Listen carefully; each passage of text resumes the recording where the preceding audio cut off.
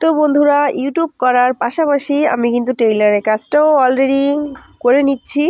আর আমি শুধু ইউটিউবই করি না, আমার কিন্তু টেইলারের যে ছোট্ট একটা দোকান রয়েছে, তোমরা যারা আমার ডেইলি ভিউয়ার্স, ডেইলি আমার ভিডিও দেখো, তারা সবাই জানো যে এই টেইলার্সের কাজের উপরেই আর এই ছোট্ট দোকানের উপরেই কিন্তু আমার সংসারটা কিন্তু ডিপেন্ড করছে। তার উপরে আমার হচ্ছে গিয়ে ইউটিউব, তো দুটো আমাকে একসঙ্গে মেনটেন করতে হচ্ছে, কন্ট্রোল করতে হচ্ছে। আর এখন আমি তোমাদেরকে যা দেখাবো, এই দেখতে পাচ্ছ একটা রেড কালারের ড্রেস। তো এই ড্রেসটা আমার নিজের হাতে তৈরি এবং আমার দোকানেরই কাপড়। তো এইটা এখন আমি বানিয়ে আমি তোমাদেরকে পরে দেখাবো।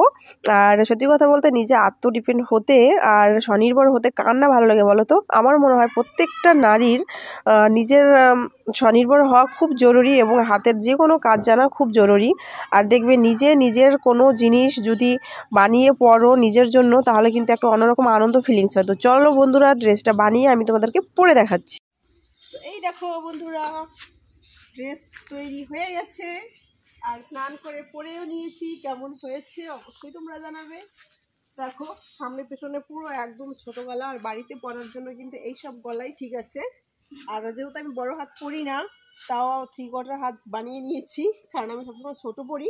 ছোট পরলে কি হয় বলো তো, বেশি কাটা সেরা যদি বাড়িতে বসেও পরো না, তাহলে কি হয় মানে কালো হয়ে যায়, হাত ঘাড় গলা কালো হয়ে যায়। তার জন্য বড় বড় ঢাকা পরবে বাড়িতে বসে, আর কোথাও গিয়ে তখন যাওয়ার সময় ফ্রেঞ্চ ড্রেস পরতে পারো।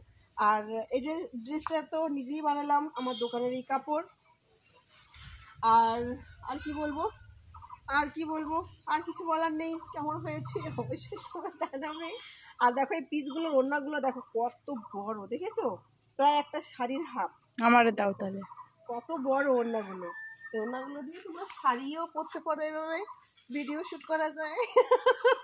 তো চলো, এইটুকুই বলার ছিল, আর এই ভিডিওটা এখানেই শেষ। চলো, ভালো থেকো সবাই। এখন করো।